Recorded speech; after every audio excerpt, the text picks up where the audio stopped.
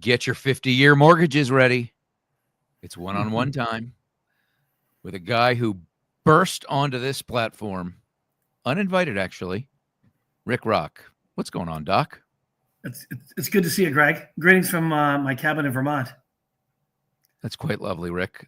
I love you've got good wood, Rick. I love it up here. You know, I love the wood in there. You've got good wood. You have good wood. What kind of wood? What kind of wood is that, Rick?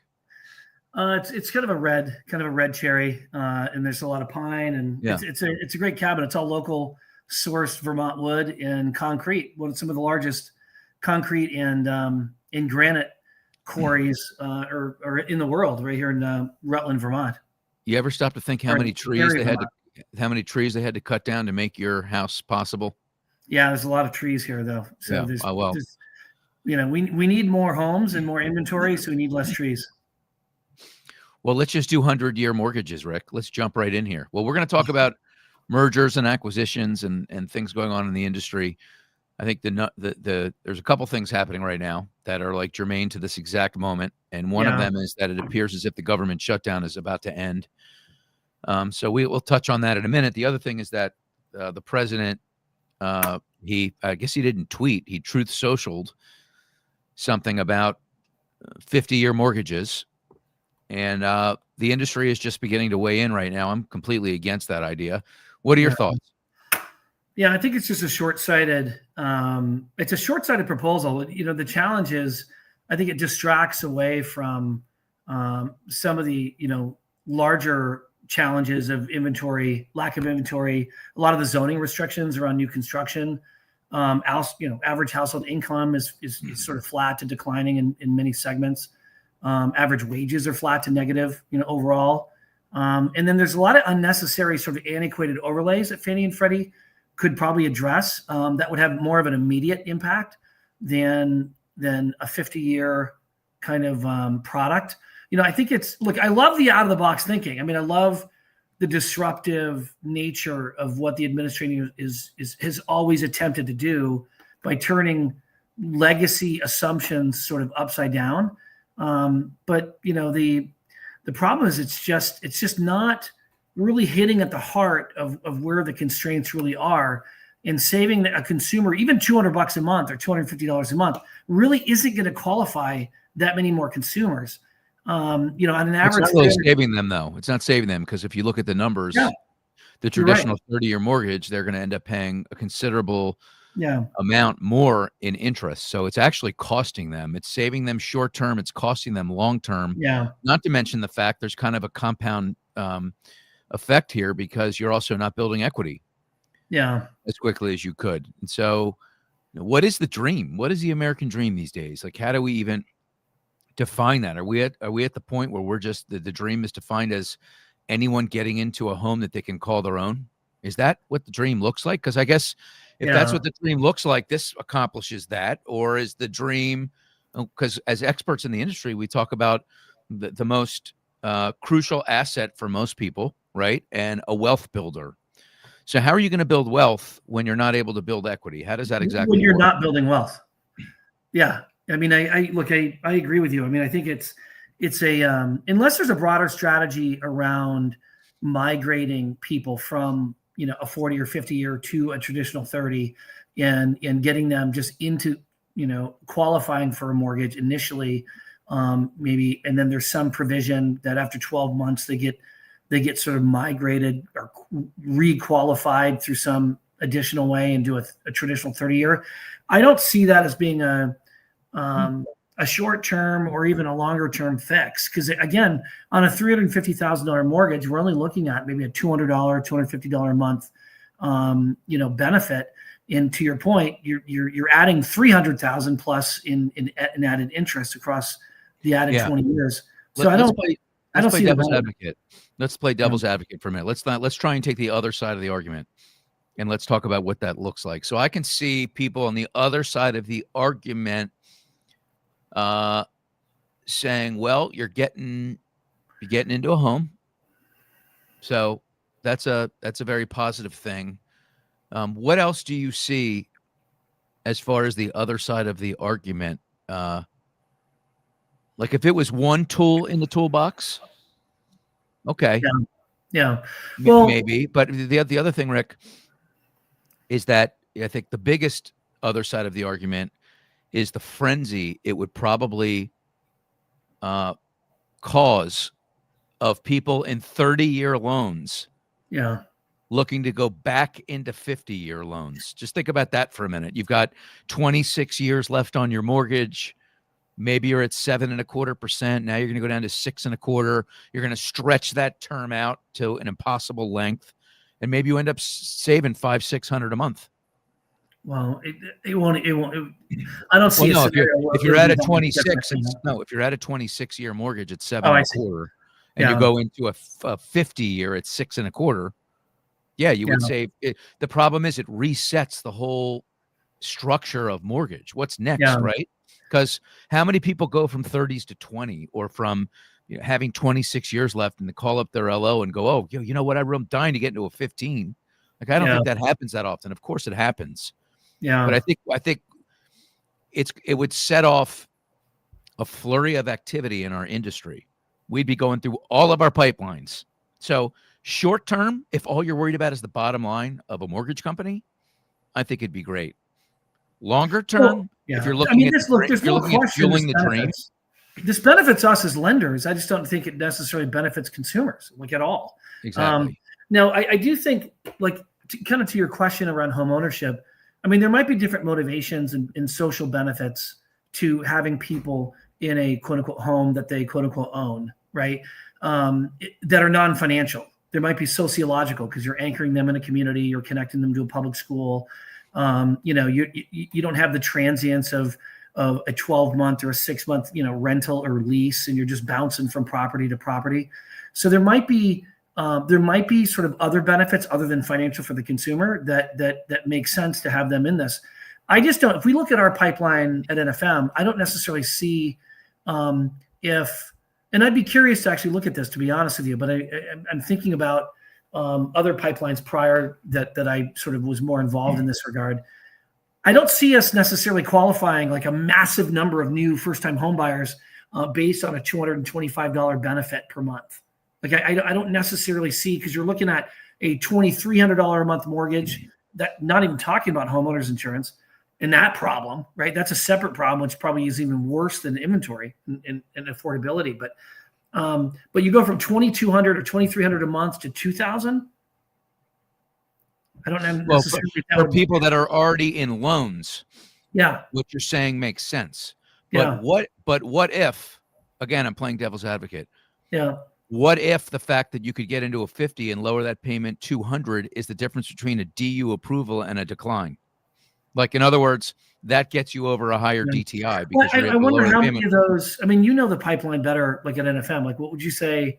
Do you think that would benefit us? What, like 1%, 2%? Like, how many more loans? I mean, we're just one company. Like, but if we were emblematic of that as a top 10 lender, what would you say to be our impact? Like, how much more closed loans would we do as a result of that? Like, who are we turning away?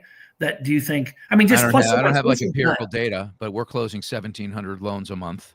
Yeah. Let's say that it takes us from 1,700 to 1,720. Yeah. I mean, that's a super low number, right? So 20 more units times 12 is 240 more units times an average loan amount of, I mean, you're talking about 80 million to 100 million more in volume annually. Yeah. Right. So that could move the needle. All right. Anyway, let's transition into mergers and acquisitions. Yeah. Because, thanks to you and your hard work and the incredible relationship that you were able to build with, I think, one of the best leaders in our industry, and Michael Rappaport, who has not necessarily a household name. He's a local guy to where NFM is based in Baltimore, but he's a very smart mortgage man and a very good leader with a 30-year track record of running IMBs. And you developed this relationship with Michael, and he was looking at several other companies, and despite the fact that he was pretty deep in conversations, this goes back 4 or 5 months, you were able to develop the kind of relationship with him and the trust that led to the announcement that NFM and Homespire were joining forces in some ways. and that Homespire would take that incredible brand of theirs under NFM. It's about 500 million in volume, and the announcement was made on Friday. Break it down for us. Yeah. No, look, Michael is an exceptional leader, and I think he embodies sort of the humble servant leadership that I don't really see as much anymore, to be honest with you, in this business. And he's had an incredible run, and he's a really young guy, right? He's late 50s, early 60s, has a lot of gas left in his tank. And I looked at his situation to some degree as being very emblematic as to a lot of companies, in that he did 700 million last year. He dropped a little bit this year, do just over 500 million, like you said, this year. And I think his focus really has been, how do I chart a great trajectory for my staff, so that they don't get gobbled up by some much larger top 5 lender, and have his staff gutted and then his position and leadership, jeopardized. And then their loan officers having to just basically funnel into the army of another larger set of loan officers. They were really looking for just a much different kind of deal, a deal that could preserve his integrity as a leader, preserve as many people as he possibly could within his organization, and then give him the freedom to be able to grow, maintain the Homespire brand, and to grow as a pseudo autonomous entity, while getting some leveraging a larger balance sheet and a larger licensing footprint for growth, right? And to be clear, to break that down in like lay terms, the majority of these deals, when you hear about acquisitions and asset sales and things like that, the leader has a sunset. It's very clearly defined in all the agreements. At NFM, what makes the structure very unique here is that the leader, the owner, he or she gets to continue under that brand for as long as they can continue to run the company and have it be profitable, which under a model where, as you say, you're able to scale based on efficiencies, lower this, lower that, all the costs you get from going from $1 billion to a $7-8 billion entity, which is what NFM is. It's kind of the best of all worlds, Rick. And you're out there doing mergers and acquisitions and having these conversations. How many platforms are out there like that, and why aren't there more?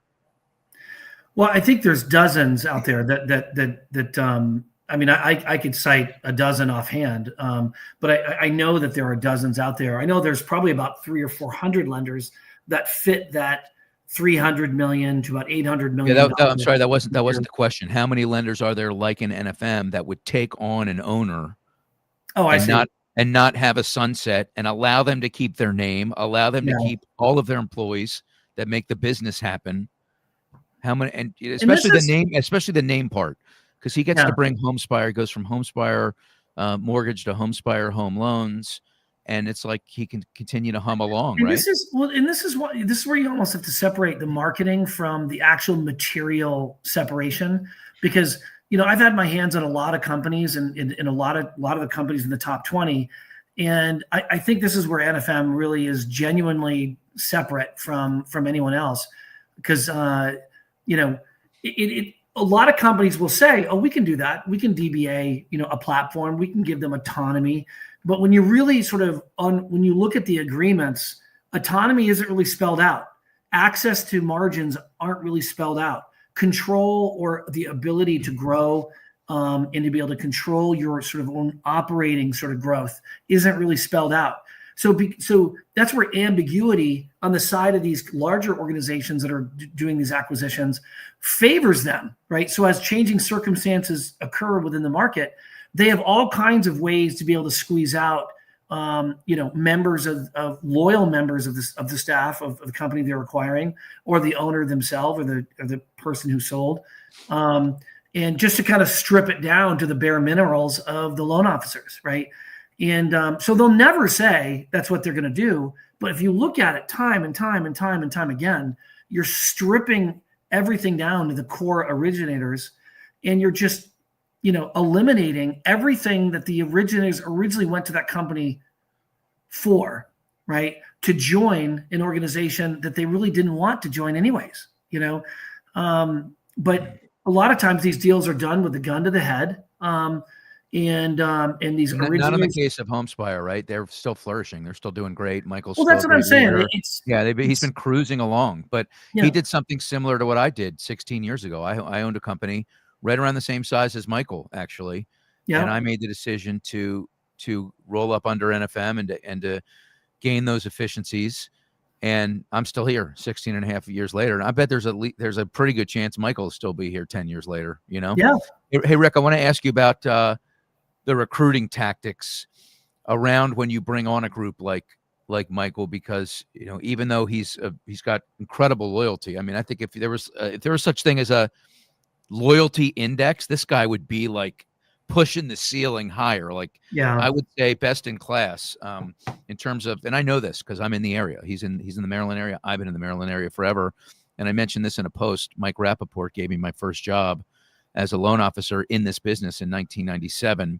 So, I mean, that's how great of a leader he is. I still remember him, but when deals like this get made, the unscrupulous actors out there in the recruiting world, they have a way of rearing their ugly head. And not all of them, by the way. I got a call from a recruiter at a top 5 company.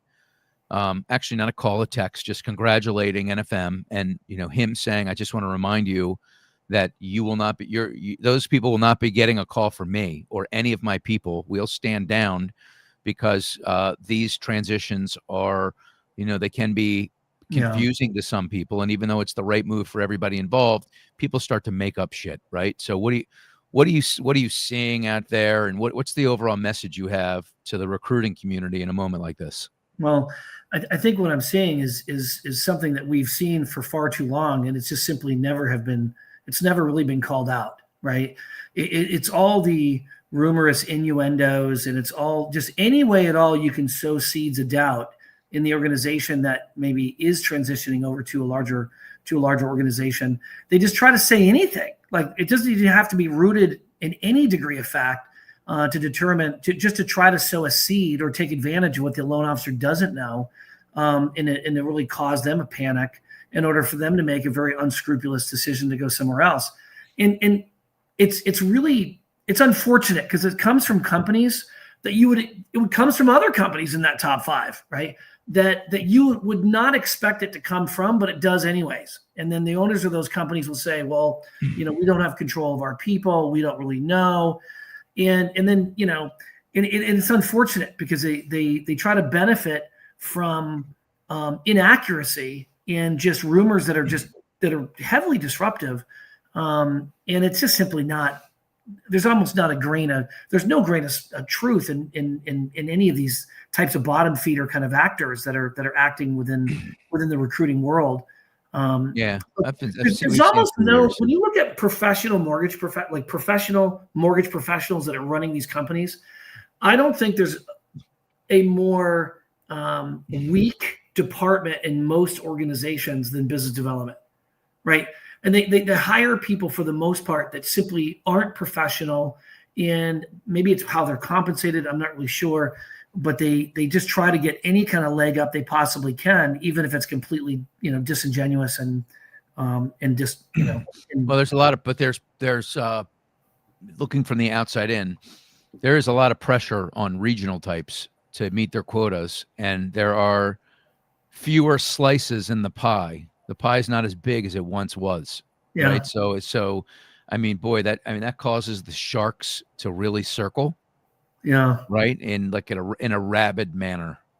Right. Well, it's acts of desperation, and I get it, but that to me is more a reflection of the people that organization is hiring. It's better to have a fewer really top-notch sales professionals than it is to have an army of people that are underpaid and they're trying to do whatever they can to try to get a hit. Yeah. Let's pivot to another subject around recruiting and business development, because I made a comment. I just back from the Total Expert Conference, which was phenomenal. Joe Wheelu and his team did such a great job at Accelerate. You were there. I was there. It was a really, really impactful event. One thing I said as I moderated my session was that I think we're at the point in our industry where marketing and recruiting, we have enough technology out there. We have enough AI and all these bells and whistles and market intelligence platforms like the one at Redder that I think I'm going to start to focus in the coming year of merging those departments to some degree. And my belief is that marketing should be driving recruiting. Yeah. Through all the data analytics they have at their disposal, through the workflows, through the messaging. I think that we have to reimagine how business development is done in our business. Oftentimes, you throw people into the recruiting aspect who don't know how to market. They've got to lean on marketing inevitably anyway, for the most part. So we're starting in the wrong place as an industry. And I think when you talk about integrity, you'll get more integrity if it starts with marketing. I think marketing departments are run by really good people. They're really smart. They're effective. They're hardworking. They're experienced in marketing, right? You can take anyone, put them in recruiting and be like, here's your quota. Make sure you call enough people and say enough things to try and ring the register. And that's where some of the lax comes in. Yeah. No, I agree with you. I think your instincts are right in the sense of it really can be a Moneyball kind of exercise, right? To be able to sort of zero in on the data. And this is what Redder does extremely well, where you zero in on the data, on the market, on the local MSA, on who's doing the production, which builders, which realtors, and exactly market, to those individuals the right specific sort of points to set up to build that relationship, to be able to introduce those people to a company that could very well be a better company than the one that they represent or the one that they're using. If you're a realtor, I think you're spot on. In the past, I've always had marketing, not marketing communications, because that's different as far as how you brand an organization, but I've always had a segment of marketing report into sort of the retail umbrella, because marketing should drive sales. You should be a measure around how much leads, production leads, and loan officer recruiting leads that marketing's been able to sort of drive, or consumer leads, depending upon the model. And I think that'd be really smart to do, because it's all about the numbers and just getting, what it means to hire a $1 million a month producer in Alabama or, Mississippi or something. There might be fewer of those than one thinks. So when you pass on a $600,000 a month or $700,000 a month loan officer, that person might actually be better than you might think. But the problem is, given their average unit size and their mix of business and their compensation structure, you might miss a really good opportunity if you don't really know the numbers. So I think you're spot on in looking at it that way. Well, you talk to people all the time. Is what you do. One of the things you do at NFM is shake the trees, and you don't discriminate. You'll talk to those $500,000 producers. You'll talk to those $1 billion owners. So is there a common thread in terms of what people want in this moment in time? What when you're talking to LOs, when you're talking to business owners, which I realize it's church and state, so you can go both. You can go two ways here. Start with what are LOs looking for? What are owners looking for? By the way, is there anything in that cup, or is that just a prop? No. I have coffee. Yeah, it's really. That is a very large. That is a very large cup you have there, Rick. Are you brewing your own coffee these days? It's my cup of Joe. In Vermont, we do everything organic. We grind the beans. Yeah, it's when do you stop drinking coffee? Because when I called you earlier today, at I was getting coffee. Yeah, you were in a coffee shop, and now you're continuing to drink coffee. Yeah. Now so what are they looking for today? I mean, owners are. I think, look, in my conversation with owners, many owners are very much. If they're honest with you, they'll say that they're in a panic, right? Because there's investments in technology. There's where to invest in AI. There's not, lacking the competitive resources to actually compete and to not have their people taken away by a top 5 or a top 10 lender. And I'm talking about specifically companies in between that 500 million and $1 billion or $1.3 billion segment. I mean, I talked to a company the other day that did almost close to $2 billion last year, and they're looking at doing some kind of a deal because they're looking at themselves saying, do I have the vision to ride this out? And I would say 7 or 8 out of 10, the answer is really no. There isn't the vision, the technology vision, the human resource vision, and the vision. Well, they might have the vision, they probably just don't have the resources or can't get it done. I mean, it's like one thing to have the vision, they say they want to grow, but when you actually say, well, how are you going to do that? Like, break it down for me in like tactical specifics. Right, exactly. And they don't have it. They just don't have it. Or I believe in AI, but hey, I don't have the IT department to build out my own LLM, right? Or to drive down the cost to produce. That's right. And then what about for LOs? LOs, it's all about getting the tool, because it's getting extremely competitive, right? And there's only, out of the 190,000 LOs out there, there's only about 70 or so thousand or so that actually do 2 units a month or more, right? So there's a lot of those loan officers that are doing 1 to 2 units a month that really need to do 2 to 3 in order to survive, right? So there's that sort of contingency of LOs. And then there's those who are doing 4 or 5 units a month that really are ambitious and they want to do 7 or 8 units a month. So they're really looking for the leadership, the technology, the tools in the platform, and the underwriting, the operating sort of appetite.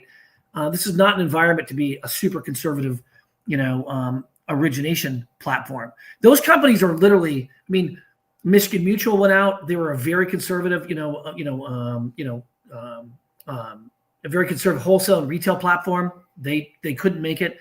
Sierra Pacific was the same kind of challenge. They were very conservative operating from an operations standpoint. They couldn't make it. This is kind of an environment that is not kind to organizations that aren't willing to assume that risk or don't understand the risk. So you have to understand, the jumbo market all the way down to the sub 620 market in order to be competitive. And loan officers are looking for that. They're not looking for onerous overlays in the comment of like, well, it's just not, compliant to do it that way, or it's just not, appropriate, or whatever the case may be. Doesn't really resonate like it used to, because so many of the competition does operate with a much wider array of products and a much wider spectrum for their consumers. So take chances. Your message is, you have to have the capital to do that. You have to have the capital to take chances. Yeah. NFM has the money to do that. Other organizations that doesn't have the money to do that simply can't. Right. What are we leaving on the table here? What else is on your mind? Anything? No, we're nearing the end of just November, December. I don't know how many business days we have left in the year. It's incredible to me how fast it's gone. 20 or so at the most. Yeah. No, it's business days. It's about, I think it's about whatever it is. I think it's about 35 or 34 days. You'll have to Google it just to see who's right. But I would say that, look, basically, let's see if Siri can answer this question. Hey, Siri, how many business days are left in 2025? Do you want me to use ChatGPT to answer that? Sure. Siri's useless. As of November 10th, 2025, there are 42 business days remaining in the year. This is calculated by subtracting weekends and federal holidays from the total days left in 2025. All right. So, no, honestly, the Q4 is basically done, right? Because there's obviously pipelines to wind down. If I'm a loan officer, everything that I'm doing right now for November is already locked, and then probably end of processing, going into underwriting. In the loans that we have for December, in the first 3 weeks of December, Christmas is on a Thursday, so that week is going to be a bit challenging. No one wants to move in the days preceding Christmas, so that time between Christmas and New Year's is pretty much lopped off about 10 days in the month of December. So we're looking at a very short month of December, very short month because of Thanksgiving. So Q4 is pretty much baked, right? And a lot of the smaller lenders are really looking at very, very uncertain. Whenever the administration is throwing Hail Marys like 50-year mortgages going into what is already going to be a fairly cold winter for a lot of lenders, that there's just uncertain times when it comes to January and February, rolling around, and then who knows what's going to happen with rates, not knowing, what the status of the economy is going to be. Well, we do know that Powell's term is up in May, and we do know that the president's not going to bring somebody in that's not rate friendly. Not to say that they're going to do everything he says, because that, I don't know who would take that oath and do that. I don't think anybody will, but you can understand, like, you can bring somebody in that's more dovish than hawkish for sure. And I think that portends well for the mortgage industry. Like, I think that you're going to have a pretty epic refi run coming up in the next 24 to 36 months as a result. I don't see any other way. Even if inflation data continues to be a little sticky and murky, I don't see a Fed chair coming in here in May that's going to elevate rates or not move to lower them, because there are other factors involved, like our deficit and how much we're having to pay in interest for the deficit, which can go down as rates go down. I mean, there's a lot of offsets. So that's my prediction, where we're about to hit very robust times. It's such a robust, but it's just extremely volatile because it's uncertain. Typically there's some degree of predictability, but it seems like we can, as an industry, get into a real steady stride as we run this marathon. It seems like there's these market disruptions, and of course we're still sort of reeling out of the COVID disruption of dealing with sort of the inflationary effects and the effects on inventory. Yeah. So I just see a lot of consolidation. I think by the end of the first quarter, we're going to see some very large announcements around some top 25 lenders that are probably going to consolidate into one another. And I think that the issue with AI, and that we as innovators in AI are going to benefit from, but most companies that haven't, I think, are going to be challenged with, is that the more data you have with AI, the smarter, faster, better you can be as a lender. So that's why size does matter. So if you have invested in AI and then you're aggregating so much more consumer data into that, you become, as an organization, so much smarter in your consumer engagement. So if you're a small lender at $500 million a year or whatever, or $1 billion a year, and you're doing your AI thing, the reality is you're not going to be as fast or as competitive as you think you're going to be. Then if you're doing 10 billion or 15 billion or 20 billion, if you're in that top tier category, this is why those of us on the larger end, there's a clear differentiator between what we're doing on the top and what the rest of the industry is capable of doing as a result. And that's why the type of acquisition or the type of relationship matters, because NFM is different. We started the top of the hour this way, but NFM is different in that we're more of an ecosystem that lenders can plug into and benefit from our balance sheet and our licensing and our tech, and then still be able to have your own organization to grow. Whereas any of the other lenders that have been in the headlines doing acquisitions, you're getting stripped down to the core mineral of the organization, and you're folding right into everyone else. And that's just not NFM's model. And so I do think that there's a really special, unique structure. I call it a capital partnership structure, because it's not as much of an acquisition in as much as it is leveraging NFM's licensing and legal and balance sheet, and then the organization pretty much running its own pseudo-autonomous sort of operation. Yeah. When you make a comment like you just made a few minutes ago, like when you started to answer that question, you said, I think there's going to be a couple of big names in the top 25 that roll up under other entities. Yeah. When you make a comment like that, is that because you have intel, or is that because you're just... No. I mean, I'm talking to them all. I mean, I'm talking to all these guys, as you are, and these are all organizations that are poised to do some really aggressive deal making. Some are public companies that I think are ripe to do it, and others are larger but just weaker organizations that are just high debt, no servicing. Management. When you say public companies, do you look at that from the standpoint of being the acquiree or acquiring? Well, I think the public companies are more likely going to be the ones to acquire, because they have access to public capital, and they'll have investments in tech and in some of the. So how many of those companies are there? There's Rocket. Yeah, there's Loan Depot. Yeah. There's Better. There's Guild. Yeah. Better. I mean, Guild isn't public anymore, but I don't know. It's Lakeview. Are they public? Lakeview? I don't know. But so you're not talking about a long list, but you think not a long list, that within those names that there could be some consolidation that rolls up under them. Yeah, and I don't think we should count out UWM in being really innovative in some of their retail acquisitions that'll funnel under other the non-delegated larger platforms, because you get Nexa, who just became Nexa Lending. They're all hungry to try to take advantage of the market events. Yeah, well, so Nexa Lending, so I think that they have warehouse lines now, right? Oh yeah. No, I mean, you got to have him on your show, because Mike is a brilliant guy. I'd love to. I invited him. Yeah.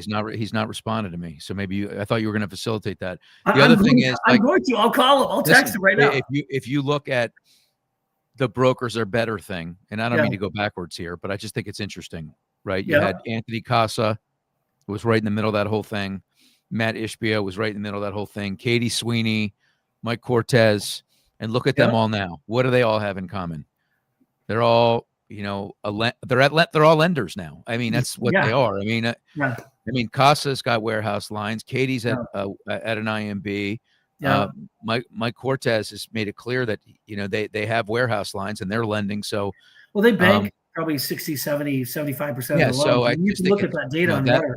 That's a great conversation to have one day is, what does that mean in the end of the day? Does that mean that lenders were better? To me, it means, and I'm not being tongue in cheek because I respect the hell out of all those people. I think that brokers are better thing goes down as the most brilliant stroke of marketing in the history of our industry. Hands down. Anyway.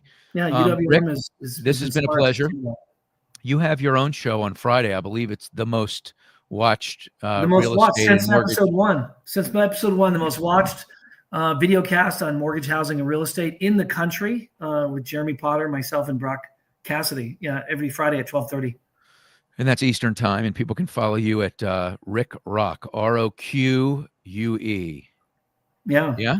I appreciate the opportunity, man. I think this is going to be great for Homespire, and I think NFM has always been sort of a company to watch, but I think as the company continues to grow under your leadership and under Bob Tyson's leadership, I think it's going to be, you know, it's going to be one of the winners. There's no doubt. Yep. And also Latasha Waddy, our Chief General Counsel, who's got, amazing.